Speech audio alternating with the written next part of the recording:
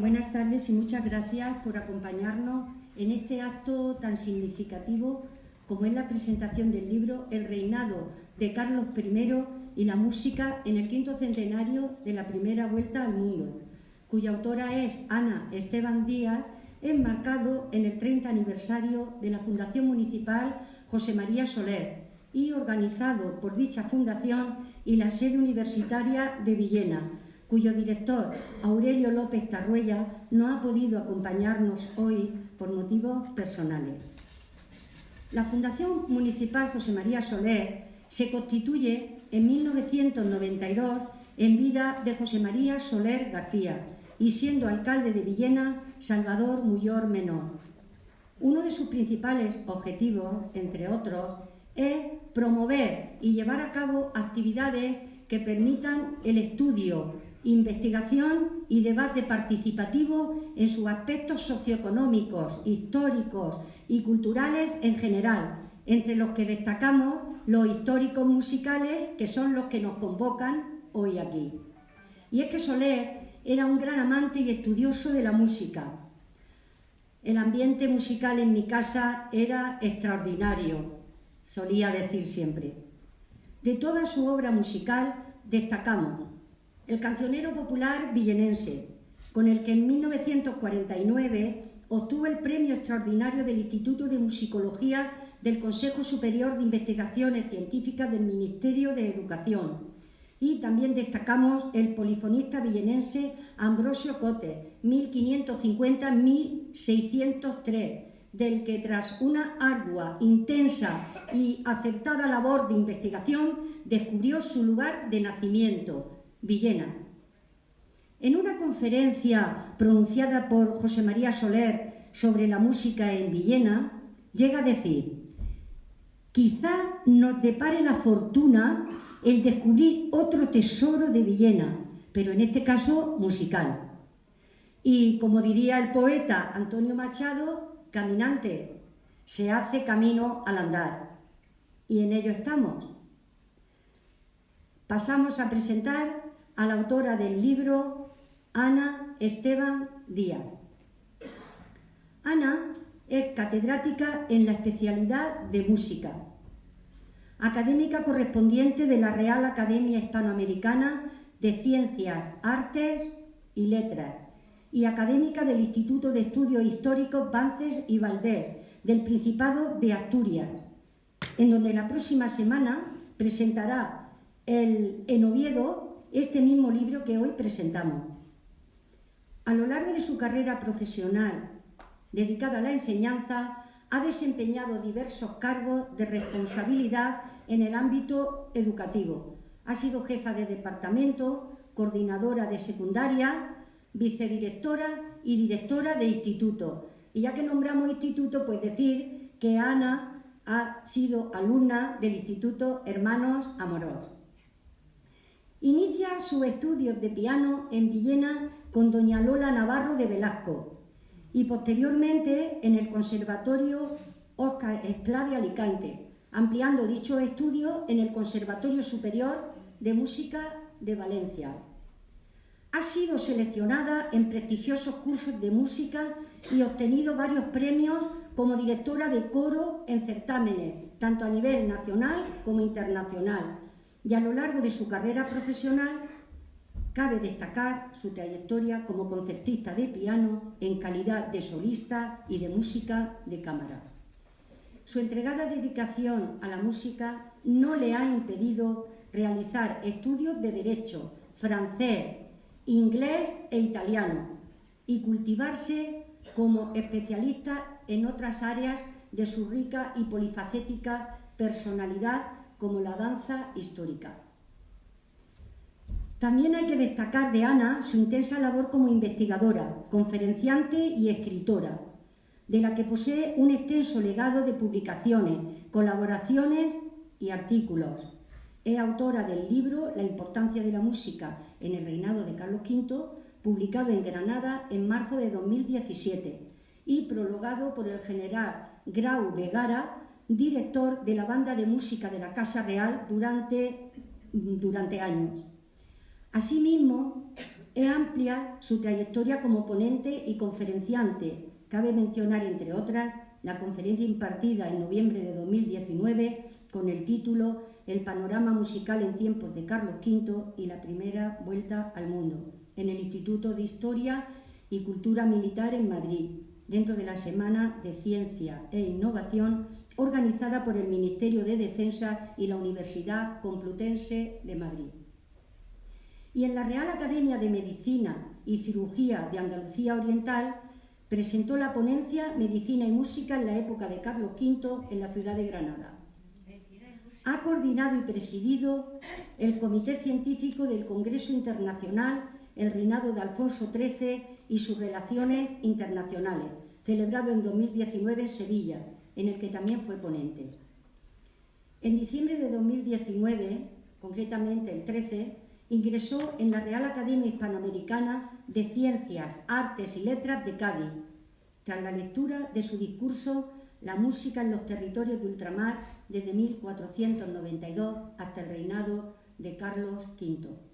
Bueno, podía seguir con su currículo, pero lo he abreviado muchísimo, Pero no sería justo terminar sin antes mencionar que su inquietud por la escritura, la investigación y el academicismo le viene de su herencia paterna, como descendiente del historiador Bernardo Herrero Ochoa, autor, entre otras publicaciones, de la historia de Sar y de la biografía de Emilio Castelar.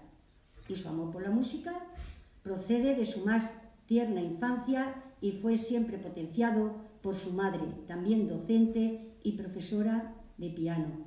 Y, como no, por su vínculo con su tierra natal, Villena, ciudad que por sus insignes compositores, como todos sabemos, quedará siempre vinculada en el devenir de la historia al arte de la musa.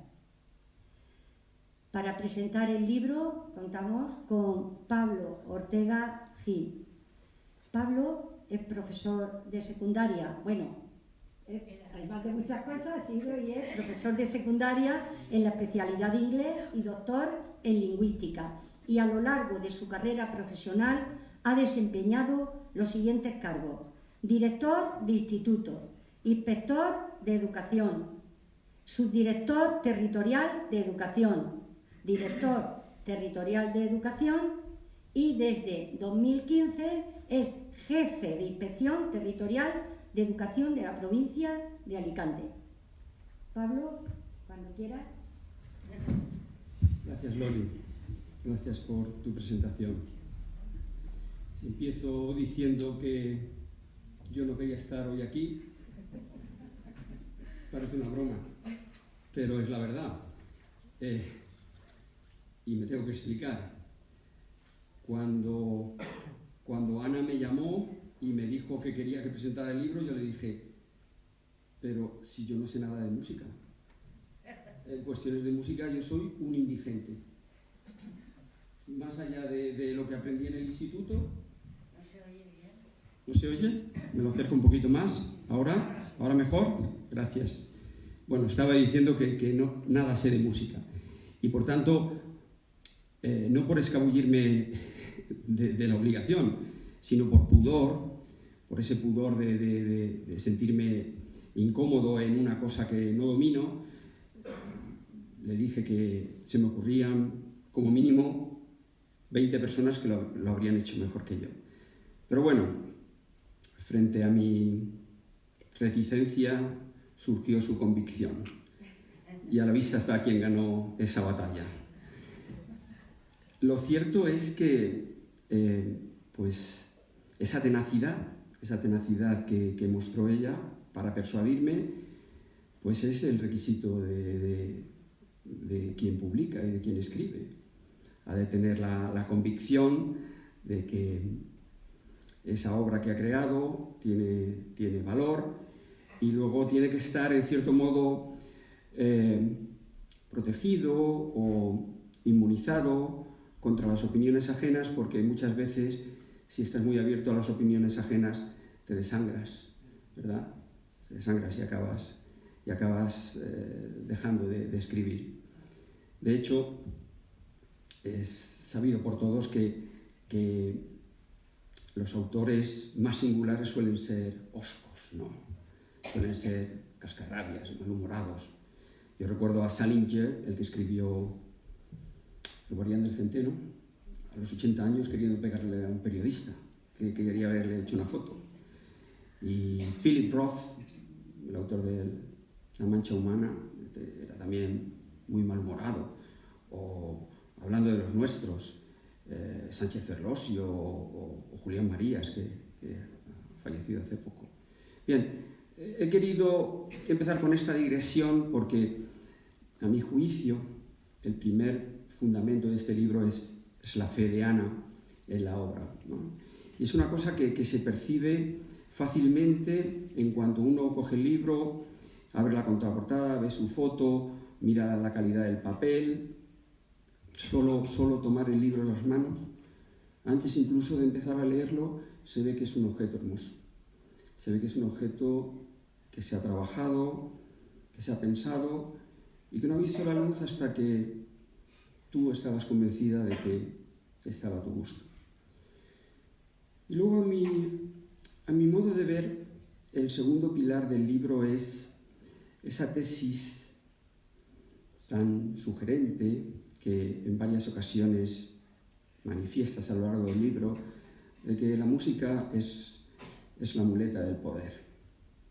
La música, dices tú en algún momento, es vehículo de evangelización y dices también que es soporte de la devoción, es el vehículo por el que España llevó la religión católica a las Américas y claro, es evidente que en el siglo XVI hubo mucha música religiosa, pero también hubo mucha música profana.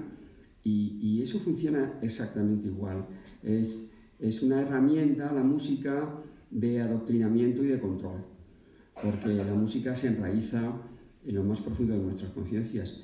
Y la mayoría de nosotros, mientras vivamos, vamos a recordar las canciones que nos enseñaron en la catequesis y en la escuela, porque las tenemos ahí metidas.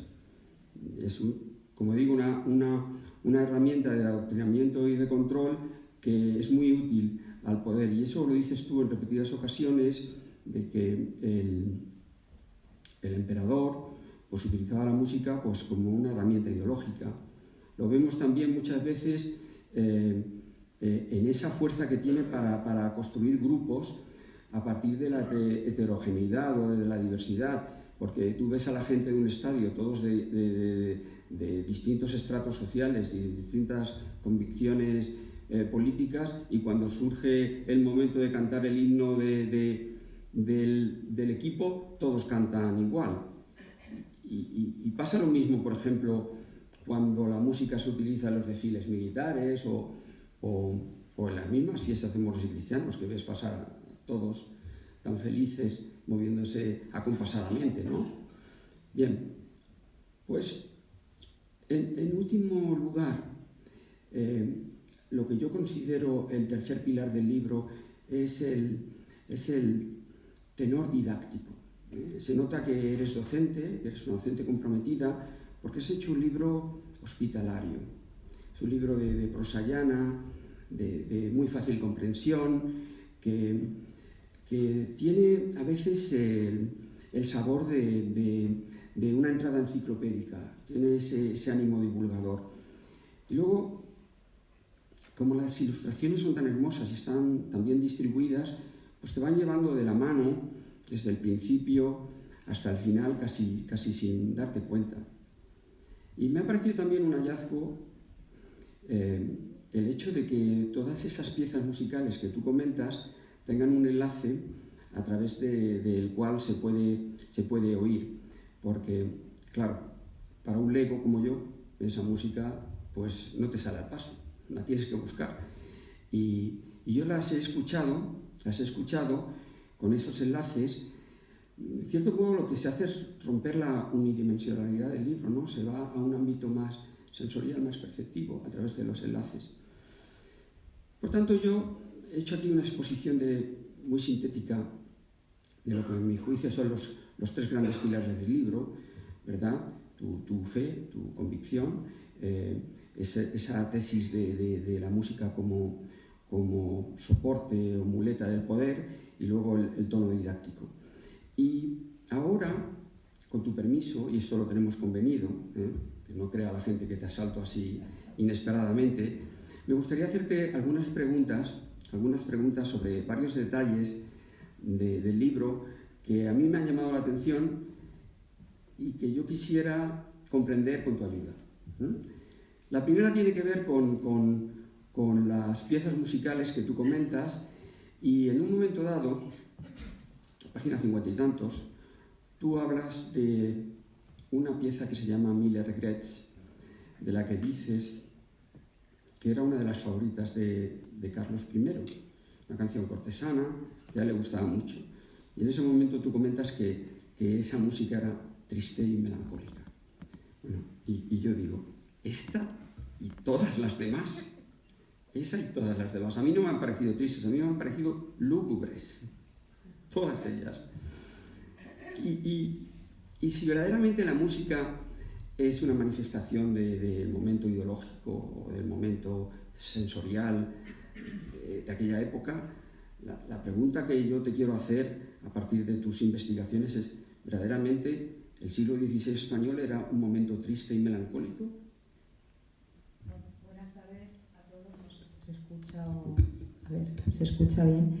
Bueno, en primer lugar, muchísimas gracias a todos por vuestra presencia. Loli, por la presentación.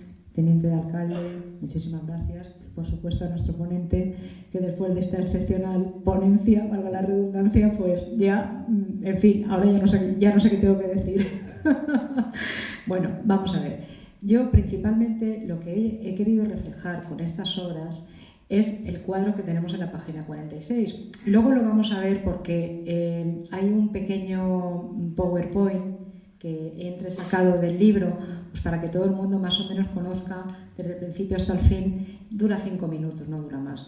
Pero todas las imágenes, y precisamente rompe con lo que tú me estás aludiendo en este momento de las obras lúgubres, porque precisamente las 2 obras que acompañan el PowerPoint son muy alegres, son alegres. Pero te diré, principalmente el objetivo no ha sido tanto el carácter de la música en el que tú te has fijado, ¿no? Entendemos por carácter de la música el conjunto de sentimientos o sensaciones que nos provoca una obra al escucharla, sino más bien basarme en el cuadro sinóptico que yo tengo aquí en la página 46, que lo he realizado yo precisamente, en el que expongo todas las formas musicales que existían en el 16, dividiéndolas entre género vocal, entre género instrumental y la música de danza. Evidentemente la música de danza no podía ser lúgubre, porque si no hubiera sido un problema.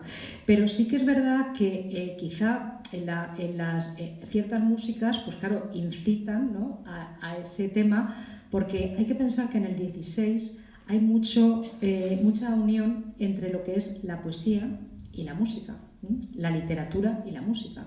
De hecho, yo tengo una frase que utilizo bastante aludiendo a Stendhal, es decir, fueron las otras artes las que me enseñaron a escribir. Entonces, en este sentido, por ejemplo, si tú escoges la canción de Mille Regrets, que es una chanson francesa, bueno, es franco-flamenca, pero bueno, es francesa, pues, a ver, el objetivo es que veamos cómo era una chanson, no tanto el carácter. O, por ejemplo, hay Triste España sin Ventura. Vale, Triste España sin Ventura es un romance, que también lo tenemos aquí, romance. Entonces, es más bien el objetivo que todo el mundo, de alguna forma, vamos, al adquirir el libro, pues tengamos constancia de las distintas formas musicales que existían en la época. Independientemente que hay música triste, pero también hay música alegre, porque, por ejemplo, Propignan de Melior, con la que escucharemos el vídeo, que también la propongo, pues es una música instrumental que pertenece al cancionero de la Colombina y es muy alegre, por ejemplo. O, por ejemplo, la Battaglia de Tielman Susato también es bastante alegre, porque es el motivo de celebración de la batalla de Pavía, ¿no? La conmemoración de haber ganado España frente a Francisco I, precisamente. No sé si he respondido a la pregunta, pero el objetivo ha sido basarme en elegir obras relacionadas con este cuadro. Bueno, yo dije que me parecían tristes porque es una impresión, no tengo la formación para defenderlas como has hecho tú, pero sí es cierto que al oírlas, pese a carecer de esa formación, yo he visto cómo se entretejían los diversos elementos. He visto que había una complejidad estructural muy grande en esa música. No sabría definirla porque carezco de la formación, pero sí que me ha parecido que era una obra de orfebrería. Y después de esa impresión me ha venido otra seguidamente. Y esta impresión es que la grabación es una copia deslucida del original. Y entonces yo te quería preguntar, ¿tú has oído esas obras en directo? ¿Nos puedes explicar la diferencia entre una grabación y una representación en directo? Bueno, yo creo que la diferencia es toda. Quiero decir, indudablemente cualquier música que escuchamos enlatada, como digo yo, pues no tiene nada que ver con escuchar una música en vivo y en directo. Yo tuve la suerte de poder escuchar a Jordi Sabal, que me parece, vamos, absolutamente recomendable en la interpretación de las músicas del siglo XVI, sin duda ninguna, con Hesperion antes 20, ahora es Hesperion 21. Y además que precisamente uno de los componentes del grupo es, vamos, yo no sé si mis primos que están por aquí de la rama sajeña sabrán algo, pero desde luego es Pedro Esteban, que es un percusionista de muchísima fama y es de la Bella de Sax, o sea que supongo que algo con nosotros tendrá que ver. Entonces yo recomiendo escuchar a Jordi Sabal, pero en directo. Yo lo escuché en Santander, en el Festival de Música de Santander, y es una maravilla. Y por esta zona tenemos también a Carles Magraner, que también trabaja muchísimo este tipo de música y lo tenemos más cercano, no nos tenemos que ir a Santander. Por ejemplo, en el Hada ha ido Carlos Magraner muchísimas veces. Tiene la capela de Ministrils en la que interpretan música, claro, con los instrumentos de la época. Es que cambia muchísimo, porque claro, no es lo mismo escuchar una obra que ni siquiera sabes si es una guitarra o es una vihuela, cuando realmente tendría que sonar una vihuela y a veces suena una guitarra. Entonces, yo recomiendo esta música y escucharla en vivo, está claro. Bueno, te he hecho esa pregunta precisamente por una experiencia personal que tuve hace poco. Y es que tuve que ir a Elche, a una de esas cuestiones que me entretienen, y aparecieron por allí varios cantores del misterio. Entonces, esas personas hicieron allí una pequeña demostración y sucedió que yo estaba muy cerca de ellos, muy cerca, como a 2 metros. Y me sentí verdaderamente conmovido por la fuerza de las voces, por la potencia de esas voces y por la espiritualidad del momento. Pese a no entender nada, porque es valenciano medieval, no sabía lo que decían, sí, había un mensaje implícito muy potente. Por eso yo decía antes que la grabación es una copia deslucida, sí, ¿verdad? Sí. Y entonces recordé una cosa que parece ciencia ficción, parece fantasía. Es que hace muchísimos años yo leí que un actor, mientras representaba la obra del Cid, de Corniel, a ojos de la audiencia parecía hacerse más grande, más musculoso, como si una fuerza extraordinaria sí, se hubiera hecho dueño de él. Sí. Y entonces, tú que eres pianista, que has sido solista, que has representado, cuéntanos un poco cómo es esa experiencia de interiorización, ¿no? Sí. Cuéntanos un poco esa... Sí, bueno, a ver, es una experiencia, quizá tú lo has definido muy bien y yo utilizaría una palabra que es mística. O sea, es cierto, es una experiencia mística totalmente, porque, a ver, primero requiere mucha preparación, porque, bueno, sobre todo las personas que somos nerviosas y, a ver, pues tienes que hacer mucho ejercicio de relajación y estar muy tranquila y concienciarte y visualizar la sala e ir a la sala, probar, en fin, este tipo de cosas que se suele hacer. Y luego, una vez estás ya metida en esa experiencia en vivo y en directo, es que te abstraes totalmente, o sea, es verdad que te transportas, ¿eh? Y bueno, la verdad es que la satisfacción es cuando has terminado y ver las caras del público y entonces pues notas esa cara de satisfacción, o sea, o esa enhorabuena, o sea, es decir, que te das cuenta que realmente has transmitido, que un intérprete lo que tiene que hacer es transmitir. No con intencionalidad, pero sí es la misión de un intérprete, transmitir, si puede ser el espíritu que el compositor ha querido, pues mucho mejor, evidentemente, ¿no? Entonces es una experiencia muy bonita, pero también se pasa mal, ¿eh? Se pasa mal. Sí. Me imagino. Sí. Bueno, Ana, en el libro, en repetidas ocasiones, hablas de Francia como el poder antagónico de la España de aquel momento. Y claro, yo, reconociendo la singularidad francesa, entiendo que Francia se construye con los mismos elementos que España: el catolicismo, los reyes absolutos. A mi juicio, el país que tiene una arquitectura diferente es Inglaterra. Y hace como 2 meses murió Hilary Mantel. Es una novelista excepcional que ha escrito 3 novelas formidables sobre el reinado de Enrique VIII. En aquel momento se estaba forjando la expansión imperial de Inglaterra. Viene toda esta digresión a cuento de que tengo mucha curiosidad por los estudios comparados. Y me pregunto si te has planteado en algún momento coger ese retrato de la música que has hecho, de la música española del siglo XVI, y enfrentarlo a otra música alternativa, como por ejemplo la música inglesa.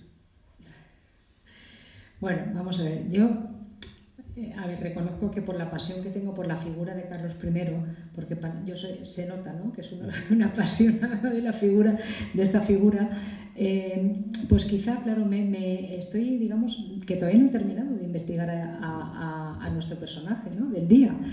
Y es verdad que el siglo XVI es porque, es lo que hemos comentado, vamos a ver, el siglo de oro de la literatura, por excelencia, todo el mundo conoce a Cervantes, Calderón, estamos hablando de fuera de las fronteras.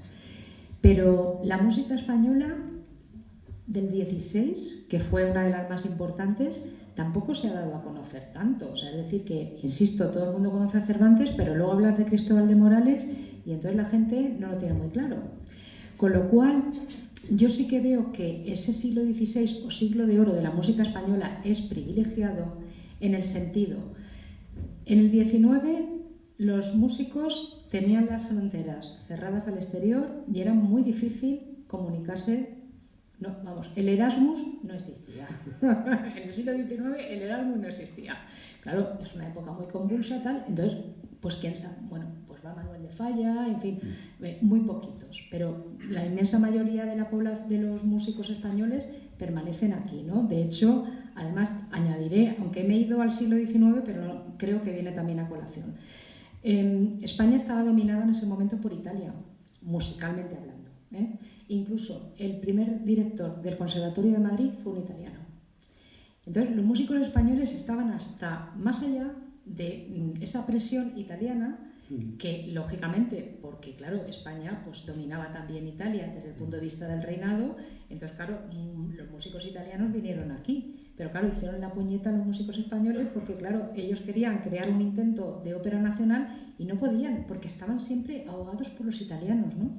Entonces, de hecho, la zarzuela surge así. O sea, dicen, no hay mal que por bien no venga. Pues sí, porque es un género nuestro, personal e intransferible. No hay zarzuela en otro sitio, es nuestra. Pero también es verdad que óperas tenemos muy pocas porque a causa de Italia, pues se cerró. Entonces, es decir, las fronteras al exterior estaban cerradas. ¿Qué pasa en el XVI? Que las fronteras vienen a nosotros. O sea, nosotros no tenemos que ir a ningún sitio. Ya viene la Gran Chapelle del emperador y trae a todos sus músicos de la zona franco-flamenca, con lo cual los músicos españoles beben de esas fuentes sin tener que ir a Francia o sin tener que ir a ningún sitio, porque ya los tienen aquí. Entonces, para mí eso me parece maravilloso. Entonces, ¿qué pasa? Que se produce un enriquecimiento. Respecto al tema que tú me planteas, probablemente en un futuro, después de haber exprimido la música española, pues a lo mejor hacemos un derecho comparado con otros países. Pero de momento aquí hay mucha tela que cortar todavía, ¿eh? Bueno, entonces tú estás diciendo que esa música tiene un valor, Sí. ¿vale? Sí. Y nosotros estamos viviendo ahora un revisionismo feroz, un revisionismo contra todo lo que Occidente ha aportado al mundo. Se cuestiona la democracia, se cuestiona el progreso, la industria, la cultura, las religiones occidentales. Estamos viviendo ese revisionismo que se manifiesta de mil formas distintas, hasta de la forma más inverosímil, porque en Estados Unidos han derribado las estatuas de Washington y las de Abraham Lincoln, gente demasiado apasionada, y bueno, sabemos que han derribado montones de estatuas de Colón. A Hernán Cortés lo comparan con el mismísimo diablo. Y está pasando lo mismo, ese revisionismo en el ámbito cultural, porque se dice, pues a lo mejor, no literalmente, pero que lo que hicieron los aborígenes australianos en una pared de roca, pues es tan digno como lo que hizo el Greco. Y que la música que han encontrado en un pueblo de Papúa Nueva Guinea merece tanto respeto como la música de Mozart. Y repara los adjetivos. Si es digno, que si es respetable, jamás se habla de valor. Douglas Murray, que es un escritor inglés que ha hecho un alegato contra este revisionismo, se llama La guerra contra Occidente, ese hombre dice que las raíces de este revisionismo están en nuestra falta de educación generalizada. Nadie se quiere enfrentar a un partisano. El partisano tiene una energía de la que tú careces. No quieres tener un cara a cara con un incendiario. Entonces le dejas y te vas. Y el único antídoto contra ese revisionismo es la educación. Y aquí es donde vengo yo a decirte que nos tienes que ayudar a entender por qué esto es más valioso que otras cosas. Nos faltan herramientas para poder defender que esa música, como tú has dicho antes, es una música superior a otros modelos. Bien, volvemos otra vez al 16, a la figura que nos ocupa. Vamos a ver, primero, el emperador nace, su madre, doña Juana, se puso de parto presidiendo un baile. Bien. O sea, es ya una figura que ya nace con la música. Se queda huérfano y hereda las capillas musicales de sus padres. Bueno, huérfano de padre, pero los reyes católicos también fallecen y hereda las capillas de los abuelos también. O sea, es decir, es una herencia a cuatro bandas. Insisto, él recoge todos esos músicos y todos esos vienen aquí a España. Vale. Cuando llegan aquí, pues lógicamente, a imitación de la capilla real, las mayores potencias del país quieren tener su propia capilla. Claro. Entonces, ¿qué pasa? Que todas las casas nobiliarias más importantes del 16 tienen, a imitación del rey, su capilla con los mejores músicos que había y a dirigir. Y prácticamente, no te digo que a competir, pero sí. Es decir, supongo que en el 16 la palabra competición no existiría, pero sí. Entonces, claro, dejan un legado tan importante que esa es mi inquietud por seguir investigando no solamente la figura, sino todo lo que hay concomitante alrededor. Porque, te pongo un ejemplo, por ejemplo, Juan de la Encina, que aquí tenemos a un paisano, a don Ángel Luis Prieto de Paula, que lo conocerá muy bien porque está considerado el padre del teatro español, pues fue el maestro de capilla de la capilla ducal de Alba, por ejemplo, porque claro, el duque de Alba no era tonto, y entonces, ¿quién quiere llevarse de maestro de capilla? Pues el mejor, claro, este me lo llevo yo. Pero claro, a su vez, los duques del Infantado tampoco eran tontos y dicen, bueno, pues si este se lleva a Juan de la Encina, pues yo me llevo a Cristóbal de Morales. Vale, pues ya allí lleva Cristóbal de Morales. Pero el otro dice, pues entonces si esto ya... Entonces se crea un ambiente que va todo concatenado de forma que las músicas que tenemos aquí son espectaculares en esa época, a todos los niveles. Y yo creo que todo viene gracias a la figura del emperador, la figura que nos ocupa. Y eso que, un rey extranjero, o sea, es decir, la xenofobia la practicaron con él. Porque no aceptaban la figura, los famosos comuneros, ¿no? Es decir, que cuando llega el rey, pues España no aceptaba un rey extranjero. Entonces tuvo muchísima oposición, muchísimos problemas, pero bueno, nos dejó un legado. Entonces, esa es mi defensa o mi alegato de la importancia de esta música que yo creo que llegó a la cúspide. No quiero decir con ello que otras épocas no sean importantes, pero por ejemplo he puesto el ejemplo del 19. Bueno, el 19 es convulso para todos, en todos los sentidos, pero pues fíjate qué hacen los pobres músicos españoles, ¿no? Quiero decir, independientemente que hay muy buenas figuras, porque España pues tenemos una sangre muy, muy expresiva y aquí hay mucho arte, aquí hay mucho arte. Entonces, claro, yo no sé si la sangre inglesa puede tener el mismo arte que la sangre nuestra. Esa pregunta te la hago yo a ti. Pues mira, no sé si tendrá el mismo arte, pero tiene su arte, Sí. que no es exactamente idéntico.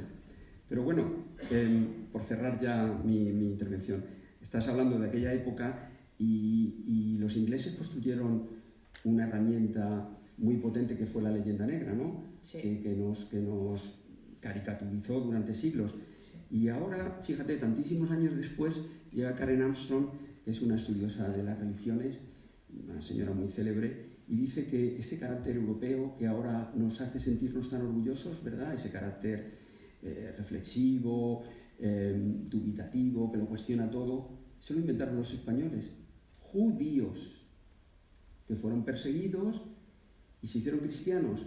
Y luego, habiendo sido cristianos, les persiguieron por ser cristianos, y entonces ya no creían en nada. Y esos fueron los primeros europeos. Bueno, muchas gracias, Ana, por tu explicación. Ha sido muy ameno escucharte y bueno, estar contigo. Muchísimas gracias por esta disertación tan elocuente. Espero que el público no se haya aburrido. Y yo lo único que antes de concluir, si me permiten ustedes, pues quisiera poner el PowerPoint que he comentado porque creo que es bonito y además son músicas alegres. Bueno, pues adelante. No sé si tenemos a Virtu por aquí.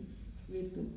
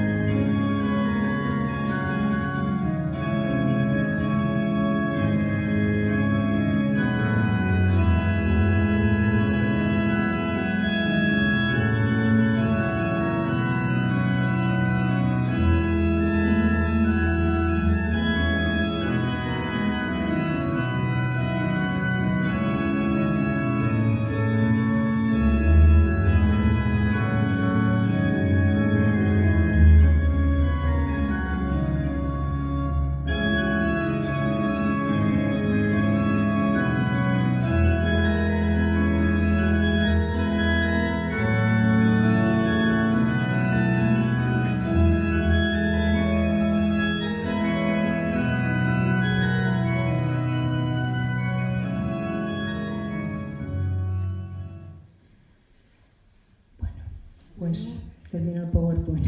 Gracias.